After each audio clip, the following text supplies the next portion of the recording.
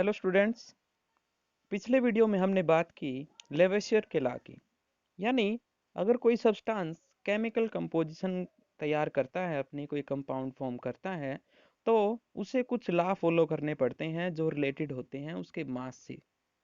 पहला लॉ हमने पढ़ा था कंजर्वेशन ऑफ मास, यानी किसी रिएक्शन में जो रिएक्टेंट होते हैं उनका मास टोटल प्रोडक्ट के मास के इक्वल रहेगा।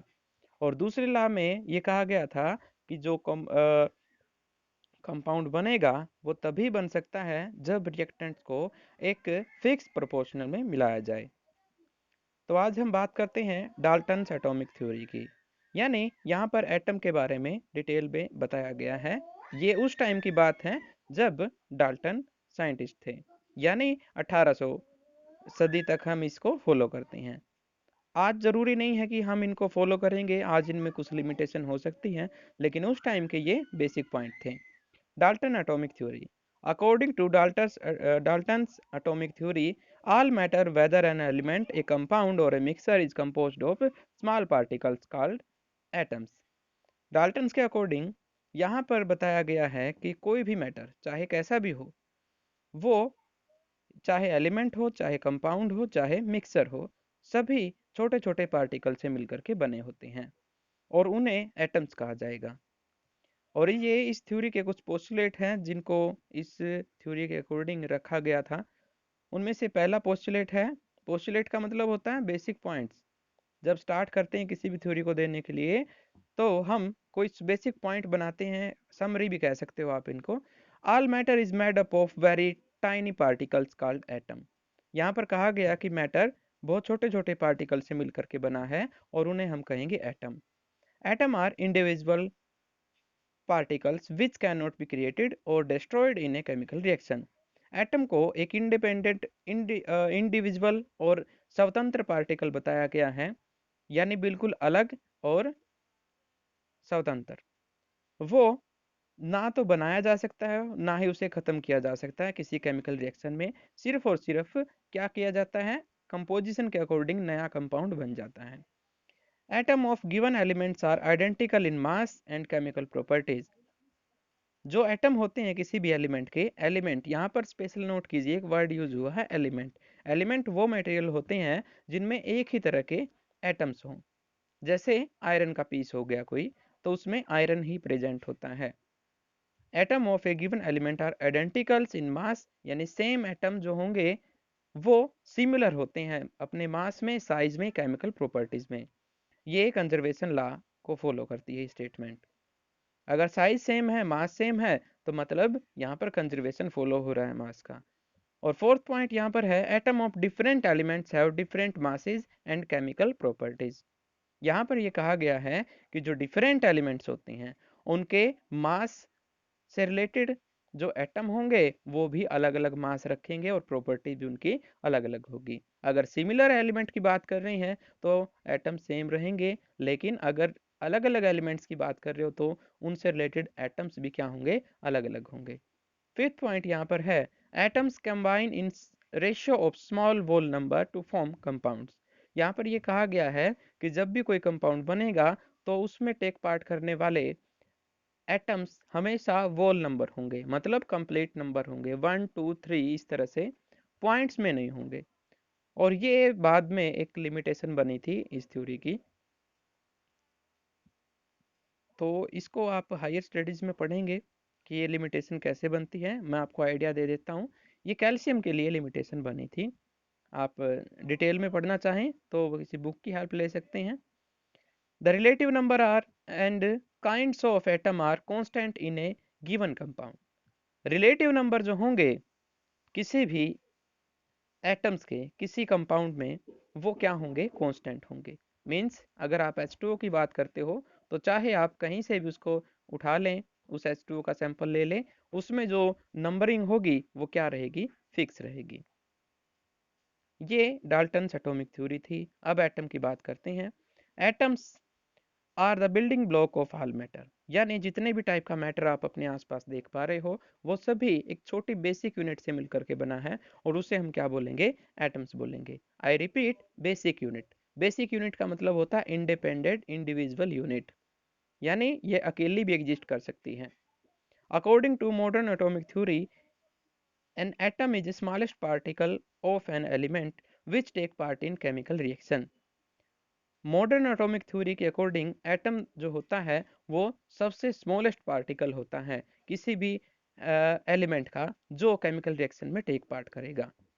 Atoms are very small and which can't be seen even through very powerful microscope.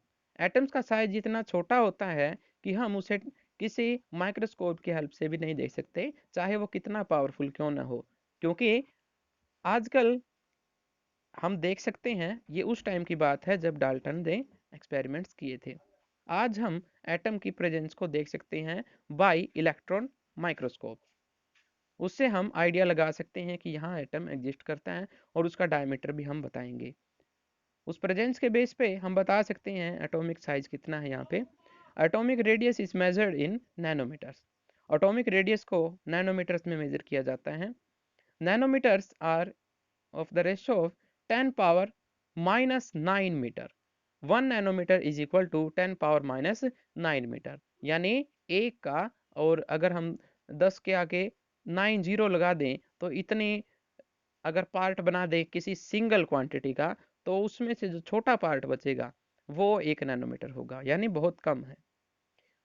ये कुछ वैल्यूज दी गई है जो हमें याद करने की ज़रूरत नहीं है। जस्ट आप यहाँ से एक आइडिया ले सकते हो कि अलग अलग जो रेडियस मिले हैं नेचर में वो कैसे हैं। जैसे 10 पावर माइनस 10 एंगस्ट्रॉम कहा जाता है इस क्वांटिटी को, 10 पावर माइनस 10 मीटर। और ये होता है एटम ऑफ हाइड्रोजन।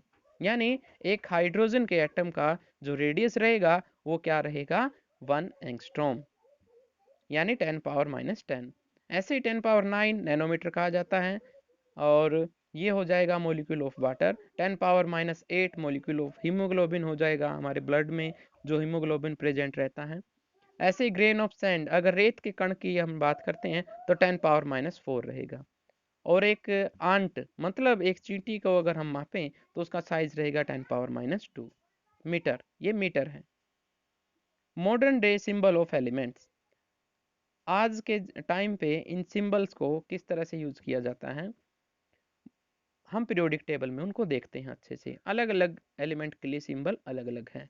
ऐसे ही कुछ स्टार्टिंग की थी डाल्टन ने। Dalton was the first scientist to use the symbol for element, और उस तरह के सिंबल देने की शुरुआत डाल्टन ने की थी। Berzelius suggest that symbol of element should be made from 1 or 2 letters.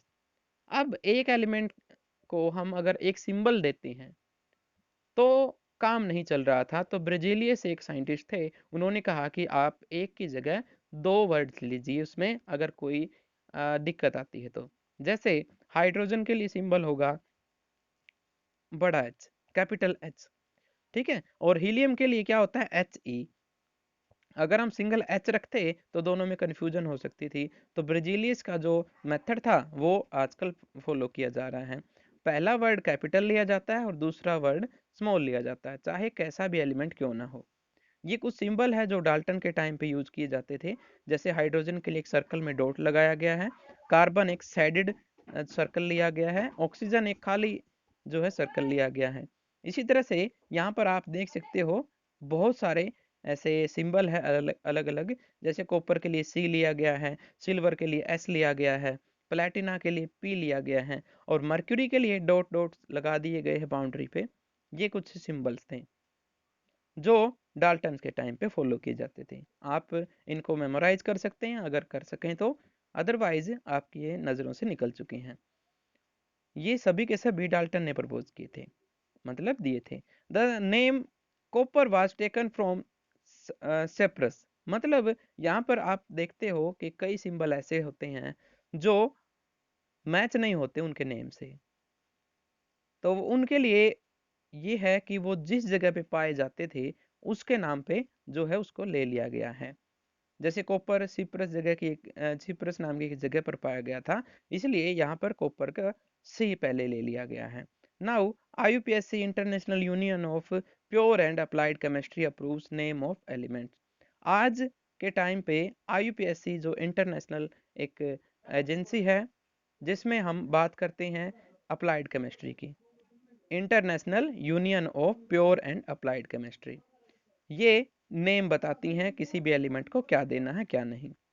The first letter of symbol is always written as a capital letter. अभी मैंने बताया था कि अगर हमें किसी एलिमेंट का नाम लिखना है तो सबसे पहला लेटर हम बड़ा लिखेंगे, उसके बाद वाला एक लेटर छोटा लिखेंगे। जैसे यहाँ पर बहुत सारे सिंबल दिए गए हैं। हाइड्रोजन के लिए अकेला एच है, एल्यूमिनियम के लिए पहला ए कैपिटल ले लिया और साथ में जो है एल स्मॉल ले लिया। कोबाल्ट के लिए हमने सी कैपिटल ले लिया और ओ जो है वो स्मॉल ले लिया है। तो ये कुछ इस तरह से थे। Some other symbols have been taken from the name of elements in Latin. कुछ जो सिंबल के नेम्स हैं वो लैटिन से लिए गए हैं, लैटिन लैंग्वेज से, जर्मन से लिए गए हैं, कुछ ग्रीक से लिए गए हैं। For example Fe from its Latin name ferrum. Sodium is Na, sodium को हम Na से रिप्रेजेंट करते हैं और इसका मतलब है नेट्रियम। अब यहाँ पर मैंने जो बात बताई थी वो चीज़ यहाँ पर शो हो रही है कि नाम अलग है, सिंबल अलग है। जैसे हम के यानी पोटेशियम के लिए के वर्ड यूज करते हैं जिसका रियल मीनिंग होता है कैलियम। ये डिफरेंट एलिमेंट्स हैं जिनके नेम के साथ उनका सिंबल दिया गया है। जैसे एल्यूमिनियम के लिए Al हो गया, आर्गन के लिए Ar हो गया, बेरियम के लिए Ba हो गया, इसी तरह से ऑक्सीजन के लिए O हो गया, पोटेशियम के लिए K हो गया, सल्फर के लिए S हो गया, जिंक के लिए Sn हो गया। अब देखें तो डाल्टन ने सिल्वर के लिए S यूज किया था, लेकिन आज के टाइम पे सिल्वर के लिए क्या यूज किया जाता है? Ag वर्ड यूज किया जाता है। ठीक है, तो डाल्टन के टाइम पे जो सिंबल थे वो चेंज हो गए after the formation of IUPAC, international union of pure and applied chemistry. ये कुछ वर्ड्स थे और इसे अगले वीडियो में हम बात करेंगे एटॉमिक मासेस की और डिफरेंट टर्म्स की। Okay, all the best.